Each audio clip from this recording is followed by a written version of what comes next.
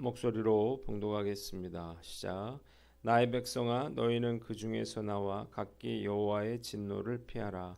너희 마음을 나약하게 말며 이 땅에서 들리는 소문으로 말미암아 두려워하지 말라. 소문은 이에도 있겠고 저에도 있으리라. 그 땅에는 강포함이 있어 다스리는 자가 다스리는 자를 서로 치리라. 그러므로 보라, 날이 이르리니 내가 바벨론의 우상들을 벌할 것이라.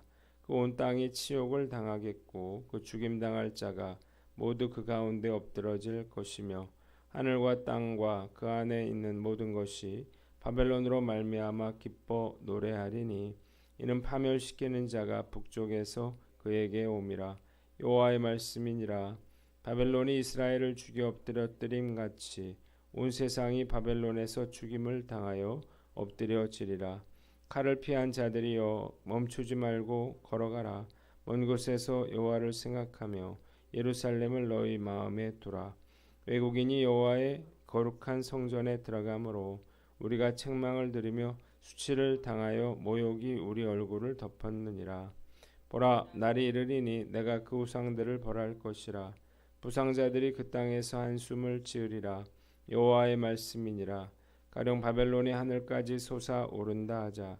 높은 곳에 있는 피난처를 요새로 삼더라도 멸망시킬 자가 내게로부터 그들에게 임하리라. 여호와의 말씀이니라. 아멘. 오늘은 예레미야서 51장 말씀을 가지고 멈추지 말고 걸어가라 이런 제목으로 묵상 나눔하도록 하겠습니다.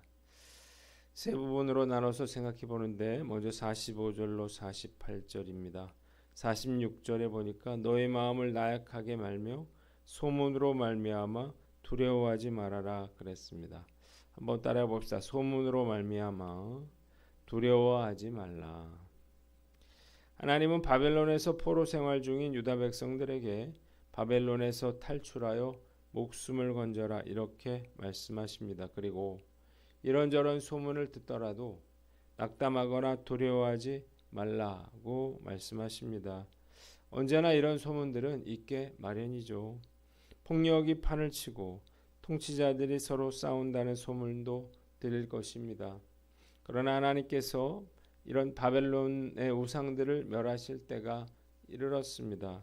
온 땅이 수치를 당하고 시신들이 널려 있고 모두가 바벨론의 파멸을 보면서 기뻐 노래할 것이었습니다. 본문이 우리에게 주는 교훈이 있는데 약속의 말씀을 붙잡고 흔들리지 말아라는 것입니다. 한번 따라해 봅시다. 약속의 말씀을 붙잡고 흔들리지 말라. 자, 하나님께서 유다 백성들에게 바벨론에 대한 심판을 약속하셨기에 백성들은 어떤 소문을 듣더라도 이 약속을 붙들고 의연하게 기다려야만 했습니다. 결국 바벨론은 망하고 백성들은 고국으로 되돌아갈 것이었기 때문이에요. 말씀 묵상하면서 이런 여러 소문들을 유다 백성들이 들었을 때 얼마나 그 마음이 흔들리고 불안했을지 생각해 봅니다. 끝도 없이 퍼지는 무성한 소문 속에서 그들이 하나님의 약속의 말씀만 붙들고 흔들리지 않는 것은 결코 쉽지 않은 일이었을 것입니다.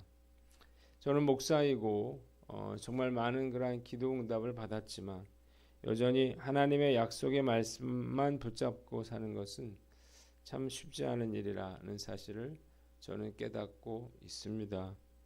예상치 못한 어려움을 만날 때 세차게 바람에 흔들리는 나무처럼 그렇게 저의 믿음도 흔들리는 것을 수없이 많이 경험해 왔기 때문이에요. 부정적인 생각에 휩싸여서 이제 다 끝났다 이렇게 생각했던 적도 한두 번이 아니었습니다. 코로나 때만 해도 다시 예전처럼 정상적으로 사역을 할 수 있을지 의심하기도 했습니다. 그러나 기도할 때마다 하나님은 저에게 괜찮다는 그런 마음을 주셨고 놀랍게도 하나님께서 회복시켜 주시고 문제를 해결해 주셨습니다. 앞으로도 상황이 어려워지고 또 어떤 부정적인 소문이 들려온다 하더라도 하나님의 약속을 믿고 요동치 말아야 할 것입니다. 가장 좋은 방법은 날마다 하나님의 말씀을 묵상하고 적용하는 것입니다. 매일 말씀을 묵상하면서 어느 순간에 그 말씀이 추가돼서요, 다시 자리를 잡아주고 있다는 사실을 깨닫게 됩니다. 잠깐 이렇게 흔들렸다가도요, 금방 추가했기 때문에 원위치로 돌아오게 된다는 사실을 알게 되는 거예요. 약속하신 대로 하나님은 바벨론을 심판하셨고, 그리고 유다 백성들은 자유를 얻어 귀환했습니다. 오늘 난 어떤가 살펴보고 이 약속의 말씀을 믿고 어떤 소문이 들려와도 요동치 않고 끝까지 믿음의 길을 달려나가는 저와 여러분들 되시기를 주님의 이름으로 축원합니다. 두 번째는 49절로 50절인데 50절을 봅니다. 칼을 피한 자들이여 멈추지 말고 걸어가라 그랬습니다. 한번 따라해 봅시다. 멈추지 말고 걸어가라. 자, 바벨론이 이스라엘을 죽인 것처럼 이제는 바벨론이 죽임을 당하여 엎드려질 것이었습니다. 하나님은 칼을 피한 이스라엘 백성들에게 멈추지 말고 어서 떠나고 먼 곳에서라도 여호와를 생각하라 그렇게 말씀하셨습니다. 자, 우리 본문이 주는 교훈이 있는데 멈추지 말고 걸어가라는 것입니다. 자, 사실 하나님께서 예레미야를 통해서 주신 말씀은 70년 후에나 일어날 일이죠.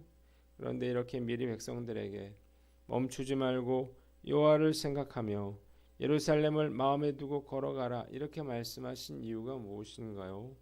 70년의 세월 동안 백성들이 여호와 신앙을 잊어버리고 바벨론에 안주할까 두려우셨기 때문입니다. 만약 그렇게 된다면 유다 백성들 역시 바벨론과 함께 멸망당할 것이었습니다. 말씀을 묵상하면서 저 역시 하나님께서 저에게 맡겨주신 사명을 어떤 일이 있더라도 중단하지 말고 계속해 나가야겠다는 생각이 듭니다. 중단하지 않고 계속할 수만 있다면 하나님께서 계획하신 일들이 이루어질 것을 믿습니다. 바울도 그러했죠. 바울의 선교는 한 번도 계획대로 되지 못했습니다. 하나님의 뜻을 늘 알고 그렇게 선교 여행을 했던 것도 아니었습니다. 가는 곳마다 반대와 핍박을 받고 쫓겨나기 일쑤였는데 중요한 것은 그가 어떤 경우에도 전도 사역을 중단하지 않았다는 거예요. 그런데 놀랍게도 이런 바울의 선교 여행을 통해서 전 유럽이 복음화되는 그러한 놀라운 하나님의 계획이 이루어졌다는 것입니다. 잘하고 못하고를 떠나서 가장 중요한 것은 중단하지 않고 계속해서 나아가는 것입니다. 꼭 내가 원하던 대로 내 생각대로 돼야 되는 것은 아닐 것입니다. 제가 하고 있는 목회도 제 계획과 제 생각과는 많이 달랐습니다.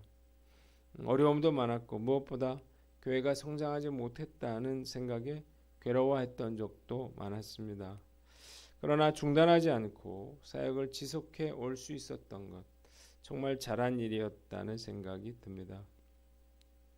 제가 앞으로도 어떤 어려움에도 멈추지 않고 끝까지 잘 달려갈 수 있는 방법은 무엇일까 생각을 해봤는데 유다 백성들이 여호와를 생각하고 예루살렘을 생각했던 것처럼 주님을 늘 생각하면서 우리의 영혼의 예루살렘인 천국을 소망하며 살아야 하는 것입니다.